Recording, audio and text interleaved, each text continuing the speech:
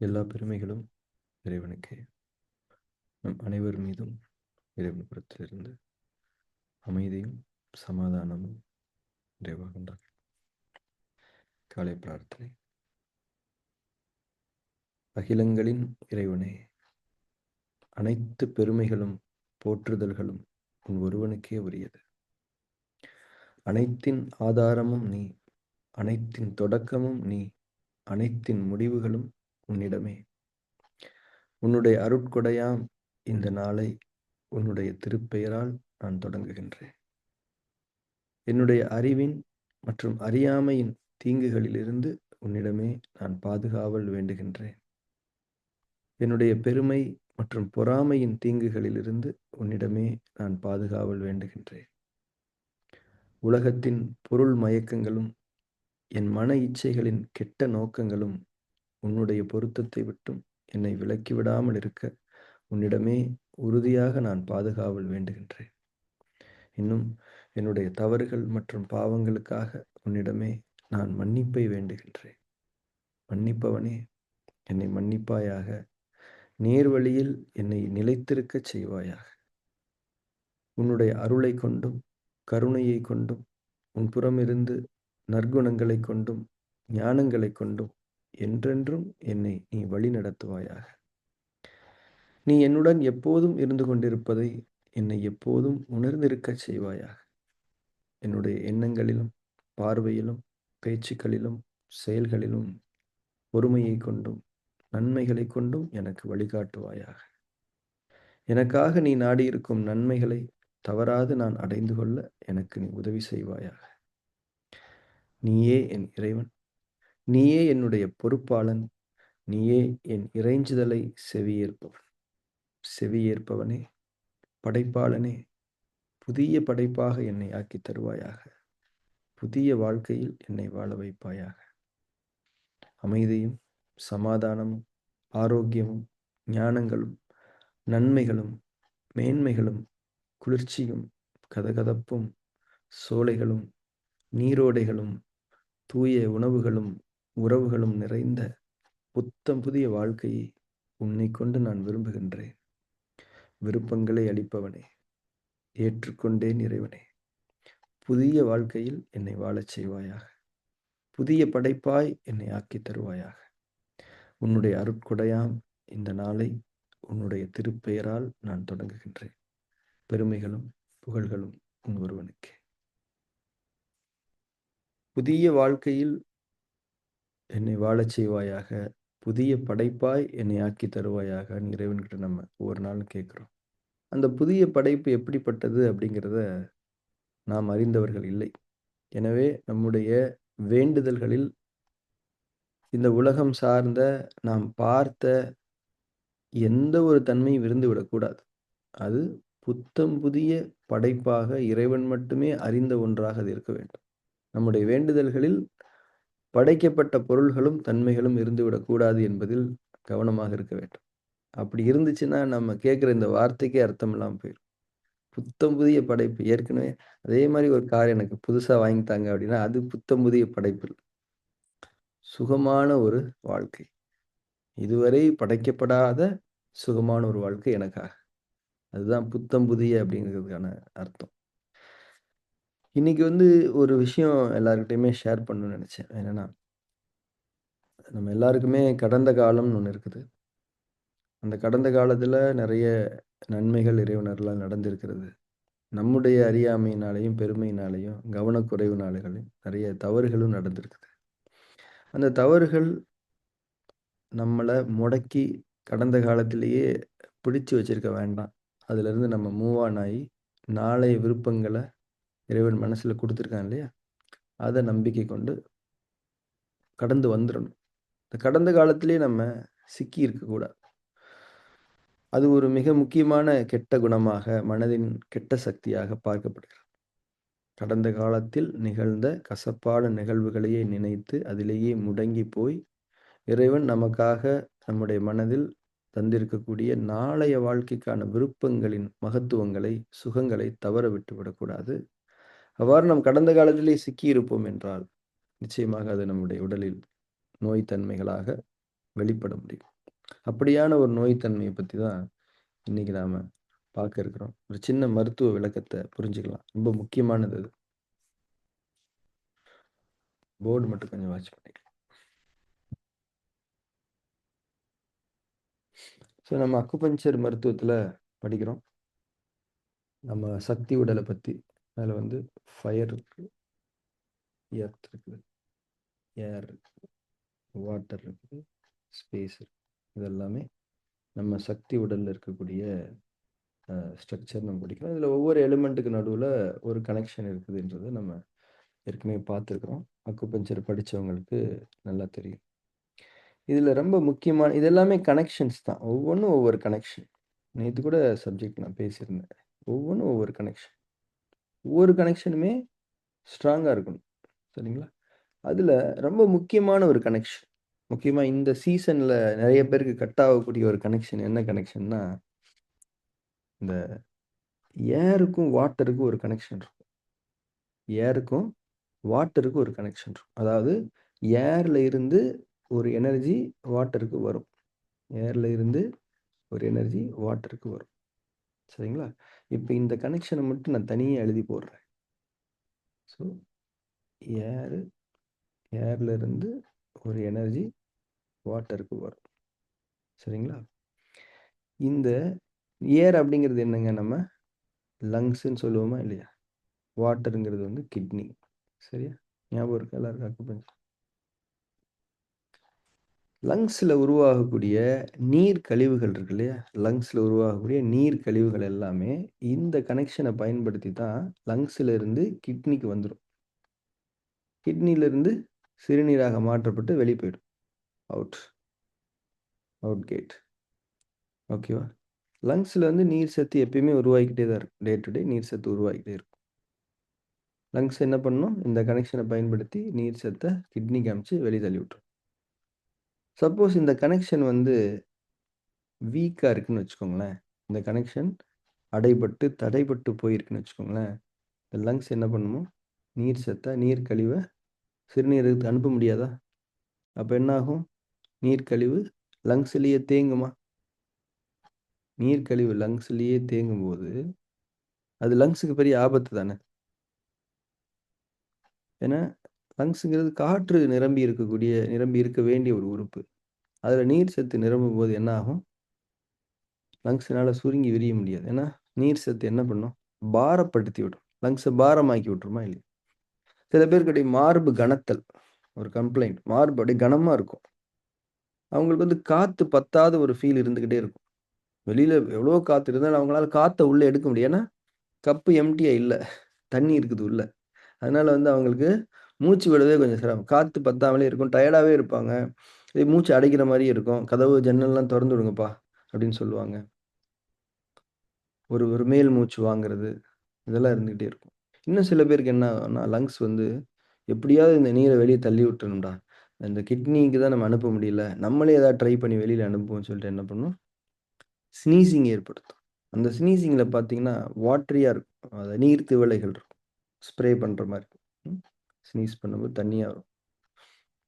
இன்னும் சிலருக்கு பார்த்தீங்கன்னா, இந்த சைனஸ் எல்லாம் பார்த்தீங்கன்னா, அப்படியே வீங்கிடும், வலிக்கும். ஏன்னா, தண்ணி அங்க போய் தேங்கிடும். லங்ஸ்ல இருக்கக்கூடிய நீர் சத்து இந்த சைனஸ் கேப்ல போய் அங்க தேங்கிடும். இன்னும் சில பேருக்கு என்ன ஆகும்? வேர்வையா வெளிய வந்துரும். அந்த வேர்வை எப்படி இருக்கும்? துர்நாற்றத்தோட இருக்கும். ஏன்னா, அந்த நீர் சத்து என்னது? ஒரு கழிவு. சத்து கிடையாதுல்ல. அது ஒரு கழிவு. அது கிட்னிக்கு போய் யூரினா மாறி வெளிய போ வேண்டிய ஒரு கழிவு. இப்ப என்ன ஆயிடுச்சு? லங்ஸ் அதனுடைய பராமரிப்புல இருக்கக்கூடிய வியர்வை துவாரங்கள் வழியா அந்த ஒரு அப்நார்மல் எக்ஸ்கிரீஷன் அது நடக்குதா இல்லையா? அப்ப வியர்வை துர்நாற்றம் இருக்கும். இன்னும் நெறைய கம்ப்ளைண்ட்ஸ் இருக்கும். முக்கியமா இந்த ஸ்னீசிங், அடுக்கு தும்மல்னு சொல்லுவாங்க. நீர் திவலை விழுங்கக்கூடிய ஸ்னீசிங், சைனஸ்ல வந்து தண்ணி சேர்த்துக்கிட்டு, அங்க வந்து வலிக்கும், வீங்கும். லேசா காத்து பட்டா கூட வலிக்கும். அந்த அளவுக்கு ஒரு பெயின் இருக்கும். வியர்வை துர்நாற்றம் இருக்கும். எப்ப பார்த்தாலும் டயர்ட்னஸ் இருக்கும். மூச்சு அடைக்கிற மாரி இருக்கும். காத்து பத்தாத மாரி இருக்கும். மூச்சு வாங்கும். நடக்க முடியாது. 2 ஸ்டெப் நடந்தாலே மூச்சு வாங்கிடும். ஏன்னா, தண்ணி லங்ஸ்ல தேங்கிடுச்சு. இப்போ இந்த லங்ஸுக்கும், கிட்னிக்கும் இடையில இருக்கக்கூடிய இந்த பிரிட்ஜ், இந்த பாண்டிங் வீக் ஆவறதுக்கு எத்தனையோ காரணங்கள் இருக்கு. ஜீரண குறைபாடு, கிளைமேட்டிக் கண்டிஷன்ஸ், உணவு முறைகள்ல தவறு, நெறைய காரணங்கள் இருக்குது. அதுல முக்கியமான ஒரு காரணம் என்ன தெரியுமா? இப்ப நம்ம பேசின காரணம். கடந்து முடிந்த நடந்து முடிந்த விஷயங்கள்ல இருக்கக்கூடிய கெட்ட தன்மைகள மறந்துட்டு, மூவ் ஆன் பண்ணி, நாளைய வாழ்க்கைக்கு நம்ம மனசுல இறைவன் இறக்கி இருக்கிற விருப்பங்கள நன்றியுணர்வோட ஏத்துக்கிட்டு, அதுல நம்பிக்கை வச்சு, அன்னன்னைக்கு டாஸ்க்க லேசான முறையில செஞ்சுட்டு வரணும். இந்த மனப்பக்குவம் நம்ம மனசுல இல்லனாலும், ஏருக்கும் வாட்டருக்குமான இந்த பிரிட்ஜ் வீக் ஆயிடும். வீக் ஆச்சுன்னா, யூ வில் சஃபர். இது ஒரு முக்கியமான காரணம். அக்குபஞ்சர் மருத்துவத்துல ஒரு பிரச்சனைக்கான ரூட் காஸ சகல விதங்கள்லயும் அணுகுவாங்க. நேத்து கூட நான் அக்குபஞ்சர் வகுப்புல சொல்லியிருந்தேன். ஒரு கனெக்ஷன். ஒரு 2 எலிமெண்ட்டுக்கு இடையில இருக்கக்கூடிய கனெக்ஷன், உயிரால், மனதால், உணவால், நீரால், காற்றால், பிரபஞ்ச உயிர்க்கூறுகளால் தீர்மானிக்கப்படுகிறது. அதுல மனசு சம்பந்தமான ஒரு காரணம் இருந்துச்சுன்னா, அந்த கனெக்ஷன் படு வீக் ஆயிடும். ரொம்ப முக்கியமான கனெக்ஷன் ஏருக்கும் வாட்டருக்குமான கனெக்ஷன் தான். நெறைய பேருக்கு லங்ஸ்ல தண்ணி கோர்த்துதுன்னு சொல்லிட்டு பம்ப வச்சு உறிஞ்சிக்கிட்டு இருப்பாய்ங்க. பார்த்துருக்கீங்களா? ஆஸ்பத்திரில. நெறைய கேஸஸ் கேள்விப்பட்டிருப்பீங்க. உறிஞ்சிரலாம். அதுக்கப்புறம் அதிகமா தண்ணி சேரும். அந்த கனெக்ஷன் டோட்டலா உடைஞ்சிரும். இப்பயாவது கனெக்ஷன் வீக்கா தான் இருக்குது. அவைங்க உடைச்சு விட்டுருவாய்ங்க அத. பிரிட்ஜ உடைச்சிருவாய்ங்க. அப்ப எப்பயுமே இங்க பம்ப் செட் வீட்ல வாங்கி வச்சுக்க வேண்டியதுதான். அப்பப்ப தண்ணி தேங்கும் போதெல்லாம் எடுத்துக்க வேண்டியது. இது ரொம்ப கஷ்டமான விஷயங்கள். ஸோ எமோஷனல் டிஸார்டர்ஸ் நம்ம உடம்புல எப்படியான பாதிப்புகளை ஏற்படுத்துது? எல்லா பாதிப்புகளுக்குமே எமோஷனல் டிஸார்டர் ஒரு முக்கியமான ஒரு காரணமா இருக்கும். அதுல இப்போ நெறைய பேருக்கு இந்த வின்டர்லலாம் பார்த்தீங்கன்னா, இந்த வின்டரே நரகமா இருக்கும். ஐய்யயோ! நவம்பர், டிசம்பர்லாம் வந்துச்சுன்னா, அவைங்க அவ்வளோதான். செப்டம்பர் எண்டுலயே அவைங்களுக்கு பயம் வந்துரும். காரணம் என்ன தெரியுமா? இந்த மாரியான விஷயம் தான். ஸோ மனசுல இருக்கக்கூடிய அத்தன விஷயங்களையும் பழசெல்லாம் விட்டுருங்க. நடந்து முடிஞ்ச விஷயங்கள்ல நெறைய படிப்பினைகள் இருக்கும் இல்லையா? அத மட்டும் எழுதி வச்சுக்கோங்க. மனசுல தெளிவா பதிய வச்சுக்கோங்க. நாளைக்கு அந்த மாரி தப்பு நடந்துராம இருக்கிறதுக்கு அது ஹெல்ப் பண்ணும். அதனால நாளைய விருப்பங்கள்ல நம்பிக்கை வச்சு, இறைவன்ட்ட கேட்கிறோமா இல்லையா? இறைவனே புத்தம் புதிய படைப்பாக என்னை ஆக்கித் தருவாயாக. புதிய வாழ்க்கையில் என்னை வாழச் செய்வாயாக. இதோட அர்த்தம் எவ்வளோ ஆழமானதுன்றத நம்ம புரிஞ்சுக்கணும். புதிய வாழ்க்கை. இறைவன் நமக்காக படைக்க இருக்கிற வாழ்க்கை. புதுசு. சுகம் மட்டும் தான் அதுல இருக்குது. மன்னிப்பு இருக்குது, கருணை இருக்குது, வழிகாட்டுதல் இருக்குது, எல்லாமே இருக்குது. அதத்தான் நம்ம கேட்கிறோம். புதிய வாழ்க்கை. வார்த்தையா சொல்றதுலயும் டெய்லி காலையில 6 மணிக்கு அத படிக்கிறதுலயும் பிரயோஜனம் இல்ல.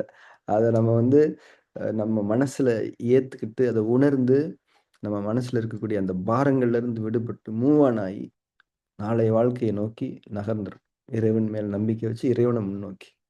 இதுதான் இறைவழி வாழ்க்கையினுடைய அடிப்படைகளில் முக்கியமானது. இந்த ஒரு புரிதலோடு இன்றைக்கு நாம் தியான செயல்முறையை தொடங்கலாம். நம் அனைவரும் கண்களை மூடி, நம்முடைய அக உலகத்திற்குள் செல்வோம். தியானம் என்ற அழகான ஒரு செயலை செய்வதற்காக. நன்றி உணர்வோடு தியானம் செய்வதற்கு வாய்ப்பு கிடைத்தமைக்காக நாம் இறைவனுக்கு நன்றி சொல்லி அக உலகத்திற்குள் நுழைந்து கொள்வோம்.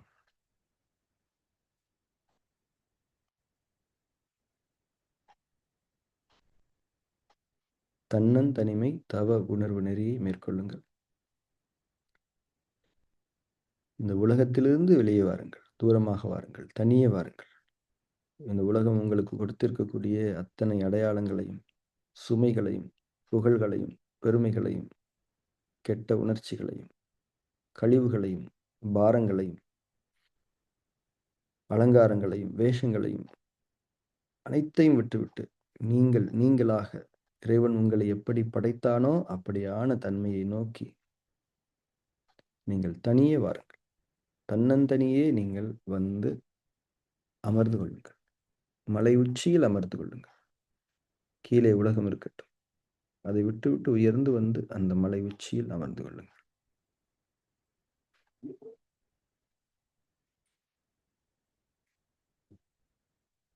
தன்னந்தனிமை தவ உணர்வு நெறியை புரிதலோடு உணர்வோடு மேற்கொள்ளுங்கள்.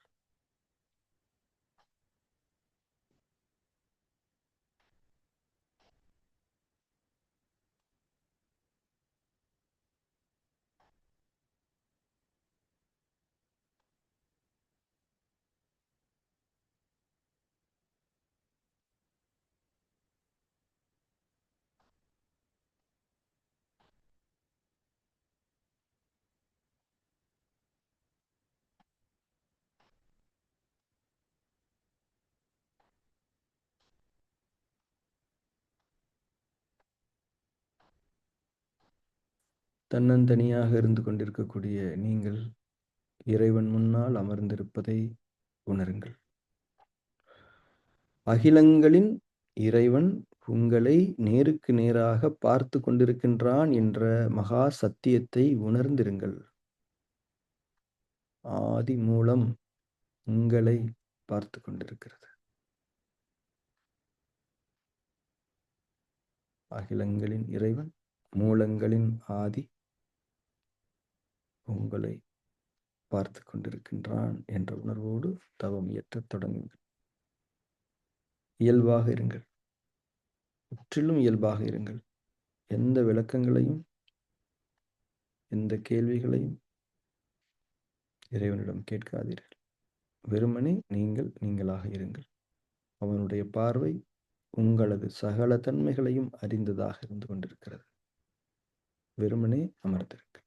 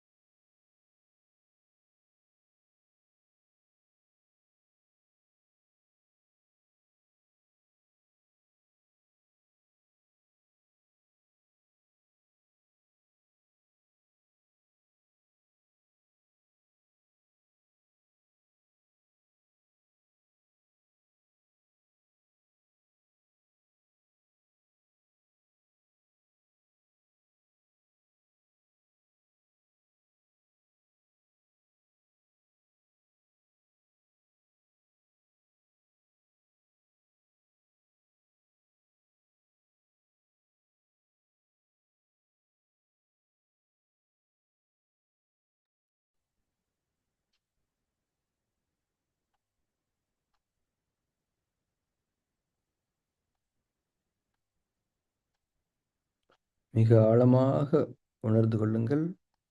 இறைவனுடைய பார்வை, அகிலங்களின் இறைவனுடைய பார்வை இப்போது உங்கள் மீது இருந்து கொண்டிருக்கிறது. உங்கள் உடலை, உங்கள் மனதை, உங்கள் எண்ணங்களை, நோக்கங்களை, உங்களுடைய நோய்களை, குழப்பங்களை, உங்களுடைய சகலத்தையும் இப்போது இறைவன் நேருக்கு நேராக பார்த்து கொண்டிருக்கின்றான் என்பதை ஆழமாக உணருங்கள். இது மகா சத்தியம், கற்பனை அல்ல. இந்த க்ஷணம் இறைவனுடைய பார்வை உங்கள் மீது இருந்து கொண்டிருக்கிறது.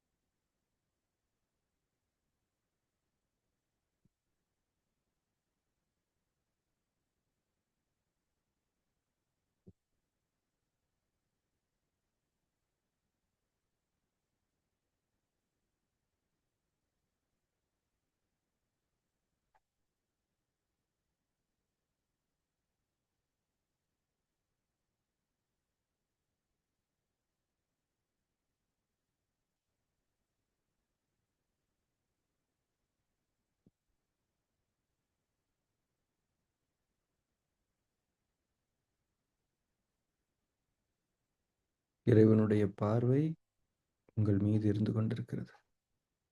அதை நீங்கள் மறந்து போயிருக்கக்கூடிய நிலையிலும் அவனுடைய பார்வை உங்கள் மீதே இருந்து கொண்டிருக்கிறது. அனைத்தையும் அவனுடைய பார்வை பொறுமையோடு பார்த்து கொண்டிருப்பதாக இருக்கிறது. இறைவன் மகா பொறுமையாளன். பொறுமையோடும் புன்னகையோடும் இறைவன் உங்களை பார்த்து கொண்டிருக்கின்றான். பயத்துடன் நீங்கள் அவன் முன்னால் அமர தேவையில்லை. உரிமையுடன் அமருங்கள். ஒரு தாயின் முன்னால் பிள்ளை அமர்ந்திருப்பதை போன்ற ஒரு உரிமையுடன் நீங்கள் அவன் முன்னால் அமருங்கள். நம்முடைய அசுத்தங்களை நீக்கி நம்மை தூய்மைப்படுத்தக்கூடிய ஒரு உணர்வு நிலை ஆதிமூல தவத்தில் நாம் மேற்கொள்வதாகும்.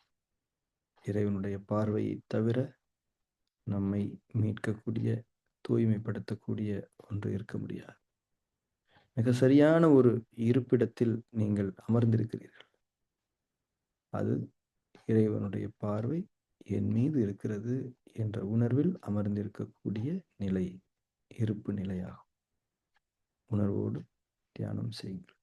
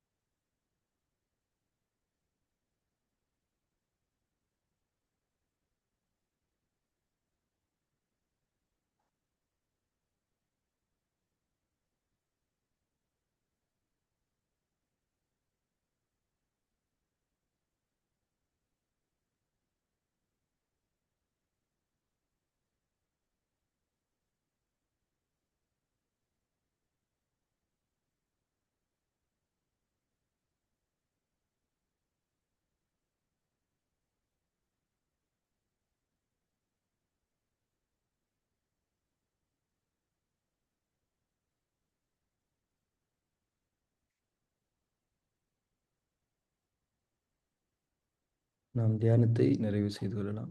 மெதுவாக கண்களை திறந்து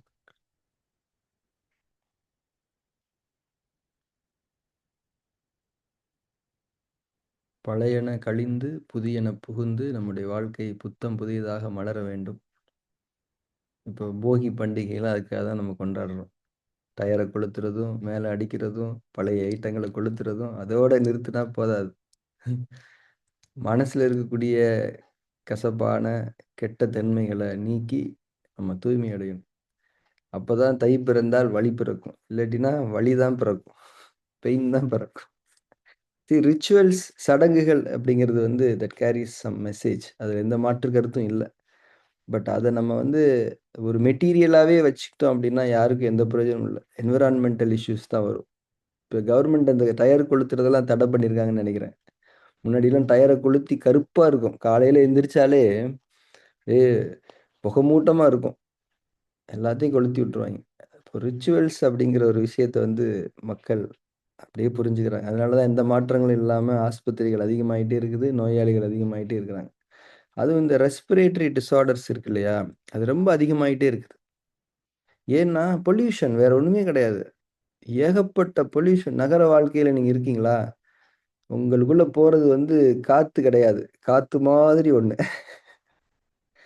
இப்போ இப்போ கூட டெல்லில வந்து காற்று மாசு அதிகமா இருக்கு சொல்லி அந்த ஏதோ ஒரு மாஸ்க்கெல்லாம் போட்டு அந்த சட்டப்பேரவையில போயிட்டு ஒரு புரொட்டஸ்ட் பண்ணாங்க. யாரோ காங்கிரஸ் எம்.எல்.ஏஸோ யாரோ சம்திங். ஸோ அந்த அளவுக்கு நம்ம தலைநகரத்திலேயே காற்று மாசு வந்து நிறைவா இருக்குது. வொர்ஸ்ட்டான ஒரு கேப்பிட்டலா இருக்குது டெல்லி. காற்று மாசு. இது நாளைக்கு எல்லா நகரங்களுக்கும் வரும். அந்த அளவுக்கு ஏன்னா, காற்றை தூய்மைப்படுத்தக்கூடிய மரங்களை நீங்கள் வெட்டிக் கொண்டே இருக்கிறீர்கள். நேத்து கூட அக்குபஞ்சர் கிளாஸ்ல அ அ டாக்டர்ஸ் அவங்கலாம் ஹோமியோபதி டாக்டர்ஸ் அவங்ககிட்ட அதான் சொல்லிட்டு இருந்தேன். மரங்கள் எவ்வளோ இம்பார்ட்டன்ட் அப்படின்னு சொல்லிட்டு. அப்போ நம்ம வந்து மரங்களை எல்லாம் வெட்டிக்கிட்டே இருக்கிறோம். ஆனா வந்து நமக்கு வந்து டெவலப்மென்ட் நடந்துகிட்டே இருக்குது. நம்ம நம்ம பாடியும் நம்ம ஹெல்த்தும் டெவலப்மென்ட் ஆகல. வொர்ஸ்ட் ஆயிட்டே இருக்குது. இந்த ரெஸ்பிரேட்டரி டிஸார்டர்ஸ் உடைய டெட்லி ஃபியூச்சர வந்து என்னால பார்க்க முடியுது. அப்ப எல்லாருக்குமே கொரோனாலாம் வர தேவையில்லங்க. சாதாரணமா ஒரு சளி பிடிச்சாலே போய் சேரக்கூடிய நிலைமை உருவாயிடும். அந்த அளவுக்கு நம்ம பலகீனமான சுவாச மண்டலத்தை அடைந்து கொண்டிருக்கின்றோம். இது கண்டிப்பா மாறணும். நம்ம குழந்தைங்களுக்கெல்லாம் டக்கு டக்குன்னு சளி பிடிச்சிருது, ஆஸ்துமா வந்துருது, வீசிங் வந்துருது, மூச்சு திணறல் வந்துருது, இம்யூனிட்டி வீக்கா இருக்கிறாங்க. இதெல்லாம் சாதாரணமா எப்படி கடந்து போக முடியுதுன்னு தெரியல. அவங்க குழந்தைங்களுக்கு என்ன குறை? ஓகே. அவங்க உணவு முறைகள்ல தப்பு பண்றாங்க, எல்லாம் செய்றாங்க அதெல்லாம். அதனால கம்மியான ஒரு பிரச்சனை தான் வரும். பொல்யூஷன் அப்படிங்கிற ஒரு விஷயம் மிகப்பெரிய ரோல் ப்ளே பண்ணுது. இன்னைக்கு வந்து தூய்மையான இருப்பிடங்கள்ல வாழக்கூடியவர்கள்லாம் நீங்க நன்றி செலுத்திக்கங்க இறைவனுக்கு. உங்க உங்க உங்களுடைய பார்வையில மரங்கள் தென்படுதா? இறைவனுக்கு நன்றியோட அந்த மரங்கள நீங்க பார்த்துக்கோங்க. பல இடங்கள்ல மரங்கள் இல்ல. பக்கத்து அபார்ட்மெண்டோட விண்டோ தான் தெரியுது. அவைங்க ஒரு பேருக்கு ஒரு 4 செடி வச்சிருக்காய்ங்க. அது பச்சையா இருக்குது. இப்படிதான் இருக்குது. அப்ப நகரங்கள்ல வாழ்றவங்கலாம் பச்சைய பார்க்கணும்னா பச்சை சட்டை போட்டுக்கணும் அவ்வளோதான். வேற வழியே கிடையாது. இப்போ இன்னும் 10 வருஷம் கழிச்சு கொஞ்சம் யோசிச்சு பாருங்களேன். என்ன மாரி டெவலப்மெண்ட்ஸ் நம்ம நம்ம வாழக்கூடிய சூழ்நிலை நடந்திருக்கும். அந்த கிரீனரி எந்த அளவுக்கு குறைஞ்சிருக்கும். நம்ம காற்றினுடைய தரம் எந்த அளவுக்கு குறைஞ்சிருக்கும். நம்ம லங்ஸ் உடைய தரம் எந்த அளவுக்கு குறைஞ்சிருக்கும். நோய் தன்மைகள் எந்த அளவுக்கு பெருகியிருக்கும். இதெல்லாம் நம்ம யோசிச்சு பார்க்கணும். இது மிகப்பெரிய அ முக்கியமான விஷயம் அது. அதனால நம்ம வந்து எல்லாத்துக்குமான பிரார்த்தனையா அது இருக்கட்டும். நம்ம சமூகத்துல நன்மைகள் அதிகரிக்கணும். மக்களுக்கு புரிதல்கள் அதிகரிக்கணும். இயற்கைய பேணிக் கொள்ளக்கூடிய ஒரு தன்மை அதிகரிக்கணும். எவ்வளோ பேசுறோம். நாளைக்கு போகி பண்டிகையா? நாளை கழிச்சா? நாளை கழிச்சு பாருங்களேன் என்ன நடக்குதுன்னு. இப்பயும் அது கொளுத்தி புகை மூட்டமா தான் இருக்கும். ஸோ இந்த நம்ம இறை வழியில இருக்கிறோம்.